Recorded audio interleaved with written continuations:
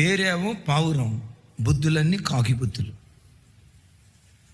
పేరేమో పావురం, బుద్ధేమో బిడ్లరా హృదయంలో ఉన్న కక్ష, హృదయంలో ఉన్న పగ, హృదయంలో ఉన్న ద్వేషం సముద్రంలో వాడ మోస్తున్న బరువులన్నిటికంటే ప్రమాదకరమైంది. విన్నారా? నిజమే. మన చుట్టూతో బ్రతుకుతున్న సమాజంలో ఇజ్రాయేలు ప్రజలను నినివే వారు బాధించినట్లుగా నిన్ను బాధించేవాళ్ళు కొంతమంది ఉంటారు. కానీ ప్రభువుని అడుగు, వారి మీద పగ పెట్టుకోకుండా, ద్వేషం పెట్టుకోకుండా, శత్రువు కూడా ప్రేమ పంచే కృప నాకు దయచేయ్యా.